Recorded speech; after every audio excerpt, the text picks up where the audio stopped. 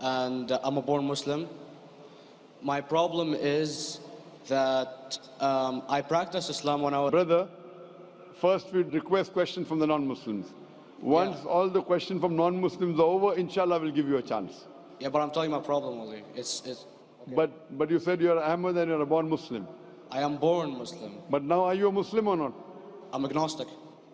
Oh, so now you have left the religion of Islam. Yeah, I'm confused. Okay, fine. If you have left the religion of Islam, you can ask the question, brother. Okay. So my question is, how come I don't have the faith that you and the other Muslims have and some of my friends, even though I practiced Islam a lot and I even did Umrah, but I still do most of the sins that are forbidden in Islam, and I sometimes am lazy to do the prayer and the other subjects we have to do in Islam. I have read many books and about other religions and conspiracy theories and documentaries and such. I even have seen your own videos on YouTube, and there are many questions that go around my head about Allah and the Messenger and Muslims in general.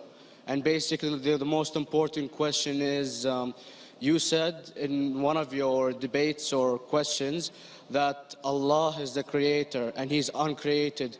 But I have realized, how can the uncreated exist? And if He exists, how can we notice Him? How can we see Him or hear Him or feel Him or know of His existence if He's uncreated in our own dimension or so?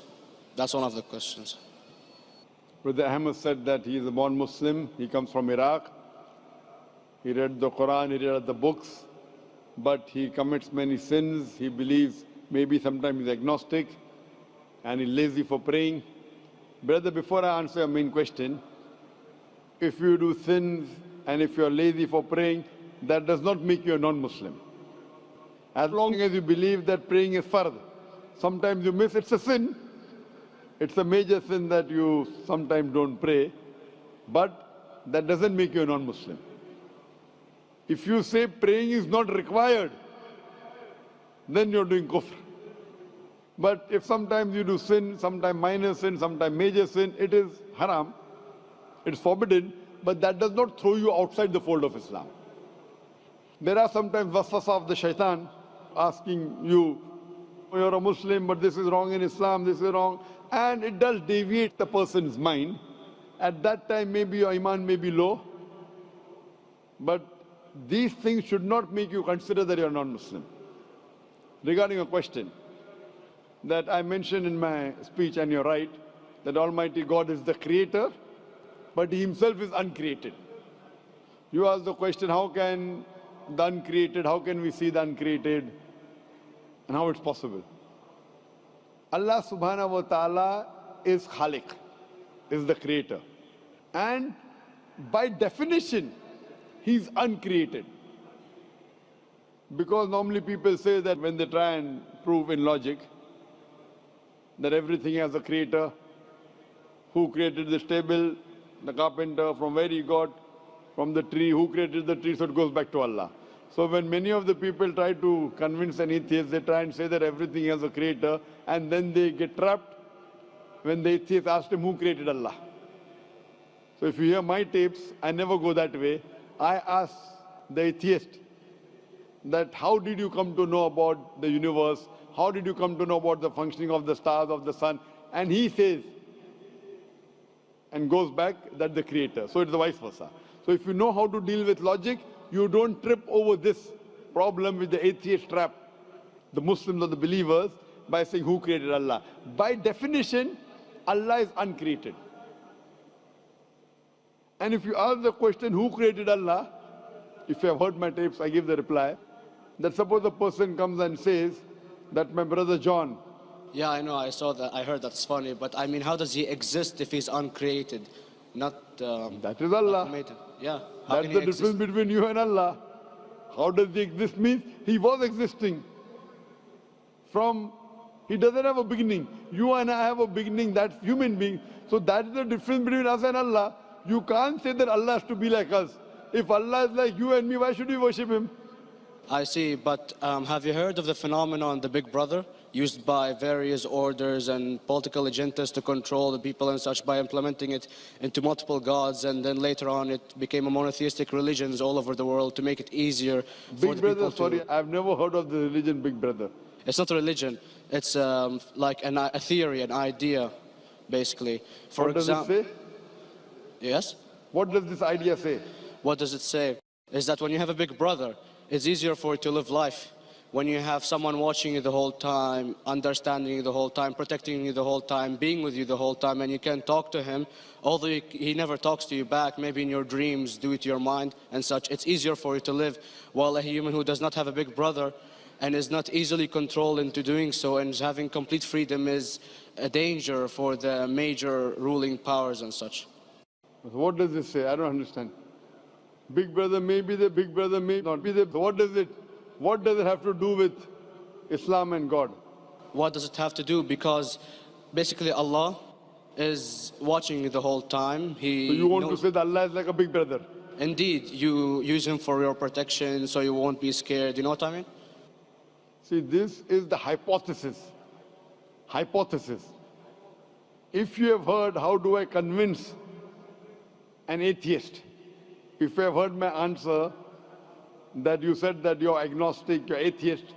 Yeah. So first thing I do to an atheist is I congratulate him. What? I congratulate him. Have you heard my answer of atheist?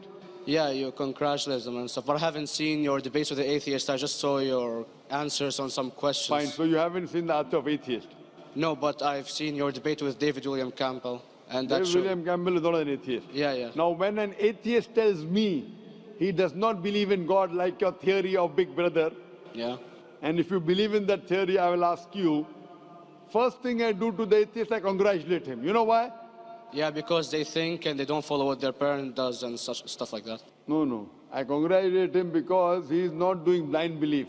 The other people are doing blind belief. He is a Christian because father is a Christian. He is a Hindu because father is a Hindu. Most of the Muslims are Muslim because father is a Muslim. He is thinking. He says there is no God.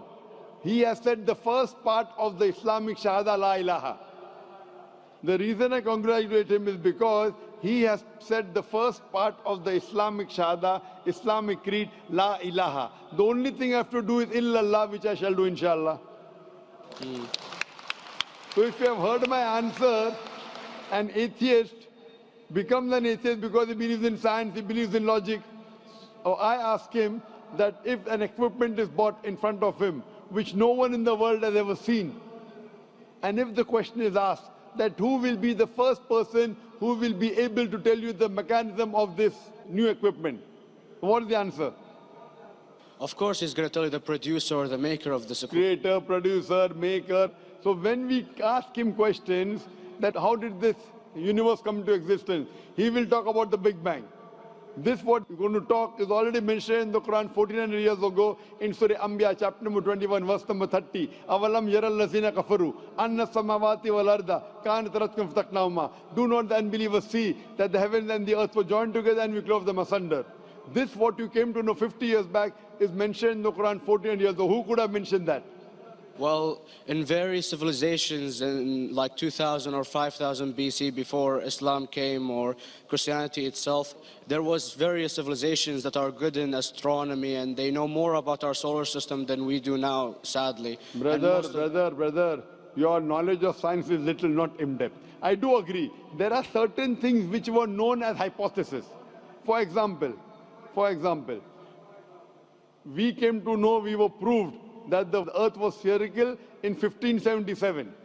I know that in 6th century BC, there were Pythagoras who believed that the earth was spherical. But the same Pythagoras who believed the earth was spherical also believed that the earth was the center of the universe, which is wrong. You show me one civilization which believes 100% what the Quran has mentioned. I challenge you. What you say, so do you mean to say there was a person who said, okay, this civilization, out of 100 things, these 2 things are right. Out of 100 things, these 5 things are right. Out of this 100, and picked and chose. Who can do that? No one besides the Creator. Even if you know that there were 10 different civilizations, hundreds of civilizations, there is not a single civilization that you know in the past which knew 100% of science what we know today. So where is your logic? Where is your theory? I do know that certain things were hypotheses, which were proved later on. But there is not a single civilization which knows everything what is mentioned in the Quran. So the answer goes back to the original question, who could have collected this in the Quran? Someone 1400 years back, could he do and say, okay, out of these 100 things, these 3 are right, out of these 100 things, these 2 are right, out of this, it's not possible. Mathematically, it's not possible. Well, you never gave the idea of extraterrestrials or so. I mean, knowledge is power. And brother, I'm asking you a simple question. We are not coming here to have a debate. yeah. I'm asking you a question. Point out a single civilization. You're asking something else. Yeah, we are not here to discuss. You can come in the room and discuss. You ask a question, I'm giving you the answer. You gave about old civilization. I told you you're right. But out of 100 things, 98 they were wrong. So I'm asking you, who could have mentioned this in the Quran? You're talking something else now. Yeah, well, I'm asking a simple question, 2 plus 2 equal how much? You're saying, I'm telling you 3 multiplied by 3 is how much? I'm asking a name, you're telling that where do you live? I'm asking a simple question, name me a single civilization which has everything what was mentioned in the Quran. Do you know of any or not? Yes or no? Well, not everything, of course. Even not 10%. Why? Babylon knows of most of the planets and such. Planet is not the only thing mentioned in the Quran. There are 1,000 things mentioned in the Quran. To say what 1,000 things are mentioned in the Quran, 10% would be equal to 100 things. Did Babylonian civilization knew about 100 things mentioned in the Quran? No, because they don't have the They knew 5 or 6 things. In percentage-wise, very small. So, of course. Who can be the author of the Quran besides the creator to know what is right, what is wrong? Today, science has established the hypothesis mentioned by Babylonian so many centuries back is today proven. So these were hypotheses in the past, which out of them many have been rejected, some have been accepted. So to collect all which is 100% correct has to be from the creator and no one else. Hope that answers the question.